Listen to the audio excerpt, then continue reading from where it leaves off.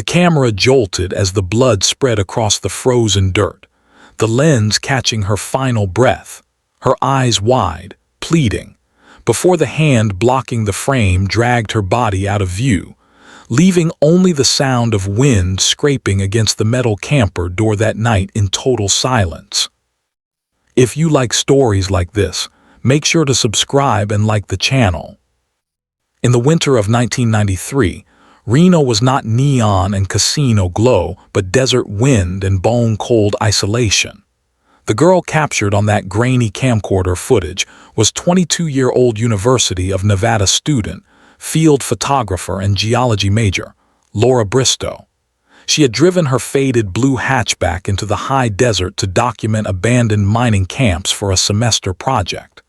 She told classmates she would return in 2 days. She never did. What made her case different was not just her disappearance, but the discovery of the camper and the tape that held the last 17 minutes of her life.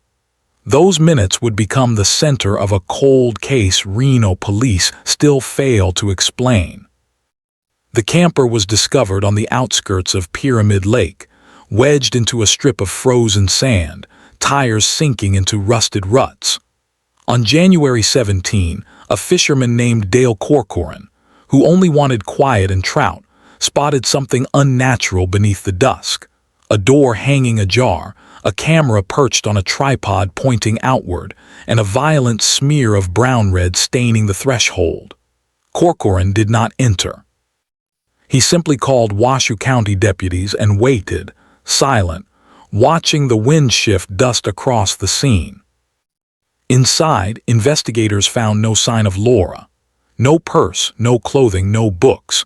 Only the camera, battery dead, tape inside, dried blood trailing across the vinyl floor and down the aluminum steps. The smell, one officer later noted, was not the smell of rot but copper touched with winter air. It was clear she had bled there and bled heavily. But there was no body, no drag marks beyond the edge of the sand, and no attempt at cleanup. The stillness of the camper read like a staged absence. Detective Marvin Ortiz, just 7 months into violent crimes, pushed the button to play the tape after forensics removed it and secured the shell. What he saw was not cinematic terror, not screaming, not frantic motion. It was methodical. Laura appeared in frame at the start, adjusting the tripod. Her cheeks were red from wind, her smile brief and practical, not carefree. She explained to no one in particular that she had made camp late, that she would record conditions at dawn. The recording was clinical, focused on work. Then, near minute 12, she turned her head sharply left.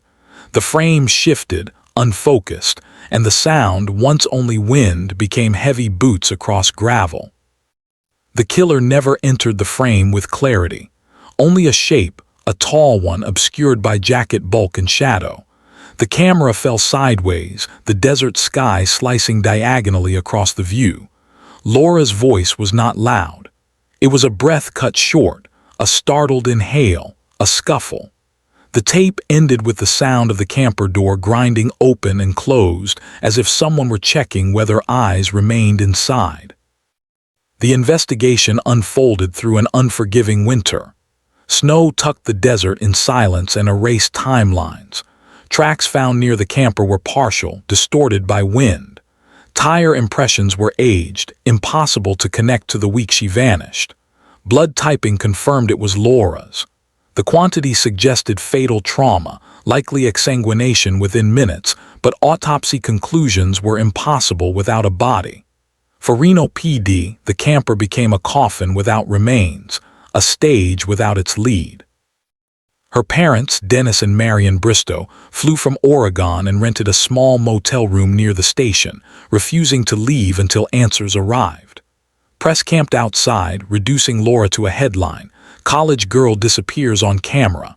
Forensics combed the camper 3 separate times. They found no fingerprints beyond Laura. None on the camera, none on the tripod, none on the door.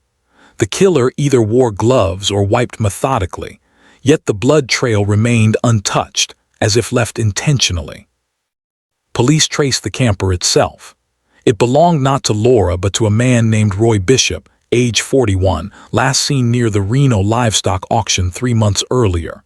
Bishop had been a transient hand, odd jobs from Wyoming to Nevada. But by 1993 he was missing.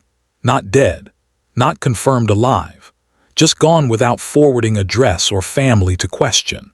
A man with no record except traffic violations, a face flickering through DMV files, then disappearing into dust.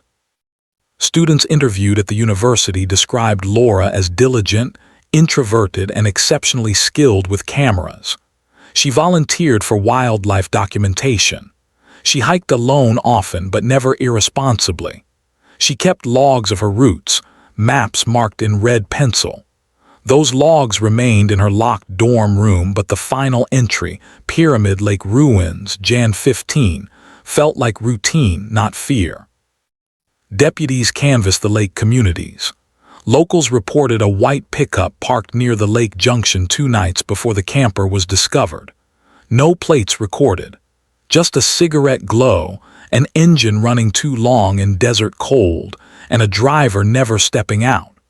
One rancher swore he saw a second figure crouched near the tailgate, as if watching something far off in the dunes.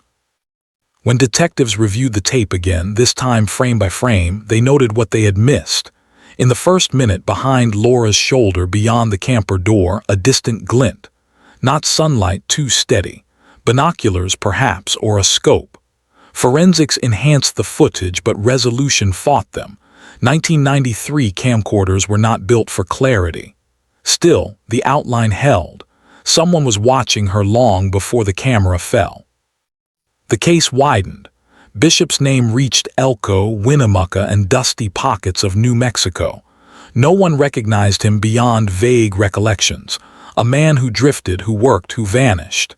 His camper, abandoned, was traced to a pawn purchase 7 months earlier. No fingerprints on the bill of sale. Cash only. The absence of struggle marks haunted investigators. If Laura had resisted, the interior would have shown it. Overturned equipment, torn fabric, smashed lens. Instead, she vanished from the frame with one sudden motion, then silence. Medical examiners believed the cut sharp. Arterial occurred within seconds. Close proximity, left side, blade angled upward. A killing done with knowledge, not frenzy. The blood outside the camper formed a halo, not a trail. It suggested she was removed but not dragged. A second vehicle, likely. The killer lifted her, carried her to an unknown destination, leaving behind the camera intentionally or accidentally. That decision, whether pride or miscalculation, became the obsession of every cold case review thereafter. Detective Ortiz replayed the tape every January on the anniversary of her disappearance. He retired in 2018 with her file still open, still unsolved. He stated once, off record, that the tape did not show panic. It showed inevitability. Laura sensed the presence before she understood it. The lens, always faithful, became the only witness. The desert eventually reclaimed the camper site. Sand swallowed ruts, wind erased the echo of violence. But the tape, sealed in evidence, remained an artifact of a killing that never revealed motive, identity, or burial ground. Laura became not a story of recklessness, but a reminder that sometimes the camera does not save the subject. It only memorializes the moment the world stopped watching her return. In spring of 1994, when snows receded and the desert opened its stark face again, the Washoe County Sheriff's Office authorized a wider search along the salt flats and abandoned mine shafts north of Pyramid Lake. Volunteers, cadaver dogs, geology students who had once shared lecture benches with Laura, all combed through brittle brush and collapsed timbers. What they found at first seemed irrelevant. Torn strips of nylon tent fabric, rusted soda cans, animal bones bleached white. But by late April, investigators uncovered something that shook the case out of media fatigue. Roughly 11 miles from the camper site, wedged inside a collapsed miner's shelter dated to the 1890s, a patch of denim was discovered. Dark stains marked the threads, later confirmed by DNA to match Laura's blood. But there were no remains, no tools, no transport traces. It was a fragment of aftermath, not clarity. The discovery reignited public interest. Journalists returned, chasing that one gruesome, insolvable angle. Press vans parked along the only road cutting through the desert. Reporters delivered lines about the girl who filmed her own murder, while the wind swallowed their sound. Laura's parents watched the coverage from their Oregon home, unwilling to grant interviews. Each newscast revived the image of their daughter's final moments, even though the tape remained sealed, unseen except by law enforcement. They never asked to view it. They said they wanted the last memory of her breathing, smiling, studying maps, not dying on the lens she trusted. In the summer of 1994, a connection finally surfaced. A campground attendant in Winnemucca recognized the face of camper owner Roy Bishop when shown a DMV photo from 1991. He stated that Bishop had stayed there for 2 nights, alone, withdrawn, refusing conversation, leaving behind only an empty propane tank and a knife sharpening kit. The attendant recalled nothing violent, only that Bishop kept his curtains closed and stared at the gravel for long periods. He could not confirm the specific month, only that it was before the camper resurfaced in Reno. That testimony provided little closure. It did, however, place Bishop in Nevada during the window investigators suspected Laura had crossed his path. Detectives then revisited truck stop security logs, focusing on fuel purchases in the weeks surrounding her disappearance. One handwritten ledger from a lonely station on Route 447 recorded a cash purchase of diesel, timestamped less than 20 hours after the tape's final frame. The buyer's name was absent, but the clerk on duty recalled a tall man with dry, cracked knuckles and a coat stiff with dust. He described no panic, no rush, only quiet composure. The clerk remembered this because the man had asked if there were police checkpoints ahead. He did not ask casually. He asked like someone confirming an escape route. By 1995, the case transitioned from active investigation to cold status. Ortiz and his team preserved every artifact, every grain of sand sealed in bags, every frame of the tape cataloged and reviewed exhaustively. The case file swelled to hundreds of pages, but the killer, if deliberate and experienced, had left almost no digital footprint. There was no DNA other than Laura's, no fibers linking Bishop or any other suspect. No witness who could attest to seeing someone near her camp, aside from distant shapes and headlights swallowed by dark. Local rumor took root, fed by unsolved absence. Truckers speculated that Bishop continued south, blending into migrant work crews across California farmland. Some insisted he drowned in the Truckee River. Others claimed he lived under assumed name in Elko, hauling scrap metal for cash. None of it ever reached police validity. Without a body, without confession, without scrap of flesh or bone, Laura existed in law only as presumed deceased. In 1996, Ortiz sought help from the FBI's Behavioral Analysis Unit. They reviewed the tape, the denim scrap, the location strategy. Their conclusion: a patient offender, not opportunistic. Someone who surveilled her before approaching. Someone who understood isolation and geography intimately. Someone for whom vanishing was not panic but ritual. They speculated that Bishop, if he was the offender, had likely engaged in similar transient movements long before Laura crossed his path.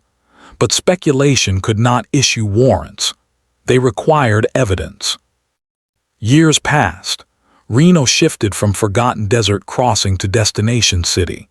Casinos multiplied, neon smothered the horizon once ruled by emptiness. Laura's case, once headline fire, cooled into archived memory. Ortiz aged, his hair silver, his posture slowly folding into gravity's pull. Yet every January he sat with the tape. He claimed he needed to hear how quiet she remained, not struggling, not bargaining, simply a person caught in the instant before the world ceased caring for her safety. In 2001, digital enhancement technology reopened the possibility of re-examining the camcorder footage. Analysts identified minute details previously lost to 1993 resolution. One breakthrough, a reflection. On the camper's metal interior wall, just as the shadowed figure entered, a glimmer of an emblem appeared, round, partial, gold-edged. It lasted 1.5 frames, barely there. It was either a belt buckle or a badge. If the latter, the implication was catastrophic. The person who removed her might not have been Drifter but someone with authority, someone she failed to fear. This theory fractured Ortiz. He had always leaned toward Bishop as Drifter assailant, but a badge changed context entirely. A badge suggests permission to approach, ability to silence suspicion, familiarity with cleanup protocols, and confidence that no one would question his presence. The emblem, however, could not be confirmed. Enhancement blurred edges, pixels smeared. After 6 months of analysis, lab reports categorized it as undetermined reflective insignia. The badge hypothesis was stripped from public record to avoid contagion of scandal. Only internal circles whispered it, late nights in fluorescent-lit evidence rooms. If true, it doomed the case beyond closure. In 2008, hikers near the California-Nevada border uncovered human remains scattered across shale. The skull bore no obvious trauma. Clothing remnants were non-existent, but a ring was found, the kind issued as custom order by a jeweler in Oregon. Engraved with initials LB, the Bristow family confirmed the engraving matched one Dennis had given his daughter before college. Dental comparisons, matched against student health files, confirmed the remains belonged to Laura. After 15 years, she had been found, or rather, pieces of her. Her remains did not reveal the nature of death, scavengers and weather-erased wounds. No blade marks, no bullets, no definitive date of deposition. The bones, once carbon-dated, suggested she had died within hours of the tape's end and been left to decay in open exposure, far from the mine shelter where her denim was found. This indicated movement, relocation, misdirection. Someone had transported her body twice, distancing the narrative from logic. Her parents buried what was recoverable in a quiet Oregon plot. No cameras, no statements, only an engraved marker, Laura Elise Bristow, 1971-1993. Ortiz attended, uninvited, watching from a respectful distance. He retired 10 years later, the file still unsealed, the badge glimmer locked in speculation. By 2019, the tape entered digitization protocol for cold case review under modern AI forensic software. What emerged was not resolution but confirmation of absence. The killer never intended to leave identity. Whether Bishop, or a lawman, or someone entirely invisible in records, he ensured time would finish his work. The tape remained the closest thing to confession, but its witness, Laura, had already vanished before the world understood her silence. A decade after digitization, the case re-emerged not through law enforcement initiative, but through a niche community of cold case archivists online.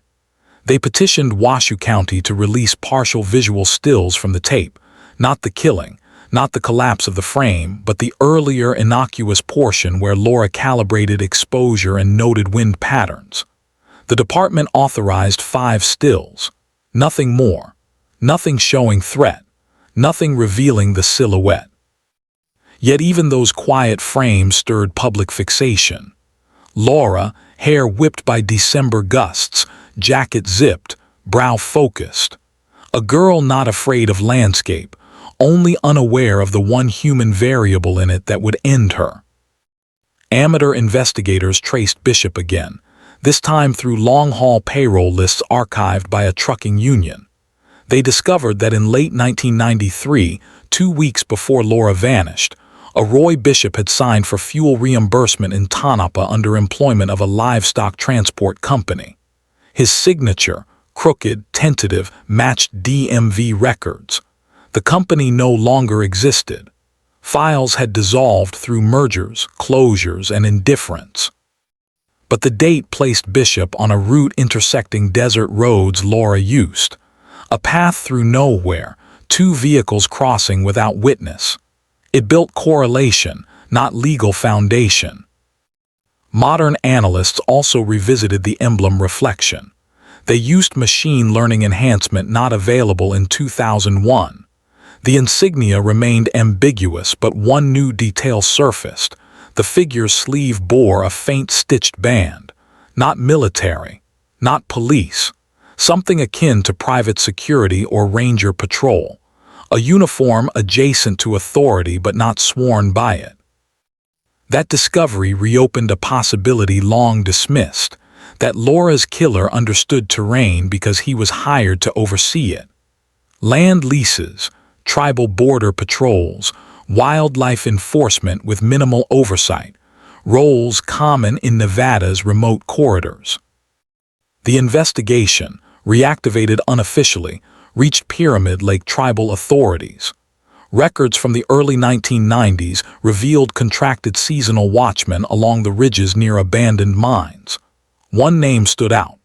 Bishop had applied for seasonal work but failed background verification due to unverifiable identity history.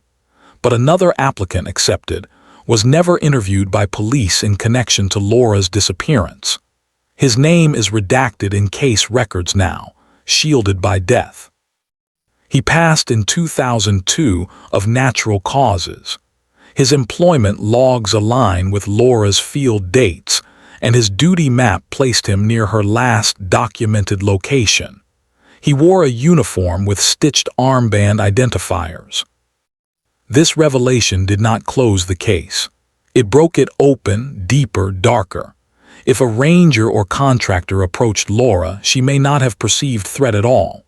She may have stepped aside, moved camera, adjusted posture to accommodate presumed authority. Her lack of struggle in the tape gained chilling context, not submission but trust.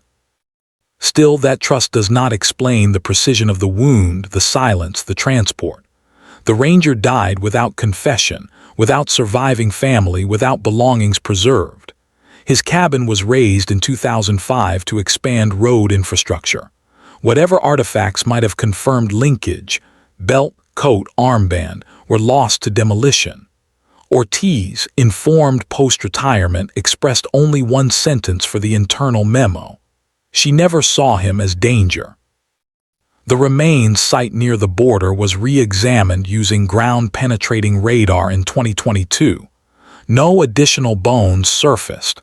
No trace of tools, clothing fibers, or campsite disruption. She had been left there deliberately, then relocated, or scavengers had scattered her beyond recognition. The desert retains no loyalty to evidence. It consumes. Public interest dimmed again, as it does when resolution is neither victory nor revelation but quiet stalemate. Laura exists now in a digital archive, in a case file that remains open not out of optimism but obligation. Her parents have grown old under the weight of unanswered absence. They never sued the county, never pursued documentary deals, never weaponized their grief into spectacle. They asked once in a letter handwritten and stored in the evidence vault, "Please do not let her become a file. She was here." The camper, long impounded, was eventually dismantled for scrap. Its metal walls, once reflecting emblem blur and December light, were melted down and poured into anonymous industrial forms. The tape, however, was backed up across 3 separate cold case servers. Its 17 minutes remain the only intact chronicle of the night she was watched, approached, taken, and erased. Laura Bristow became a symbol only in the abstract. The educated lone traveler, the documentarian, the student who trusted land more than people. But beyond symbol is the girl in the still frame, calibrating her lens, planning her tomorrow. Her killer is most likely dead, his uniform forgotten, his roots untraceable. Justice, if it ever existed for her, dissolved before investigators realized the scope of what they were chasing. Cold cases do not end. They simply settle into strata.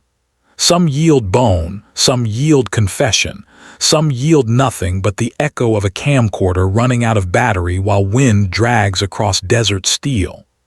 Her story closes not with answer but with continuity.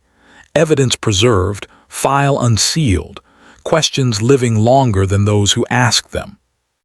The image of her final breath remains unseen by the world, sealed by policy and compassion. The camera, impartial witness, did not save her but refused to forget her. And in the vast American desert where she last stood, absence is not emptiness, it is record.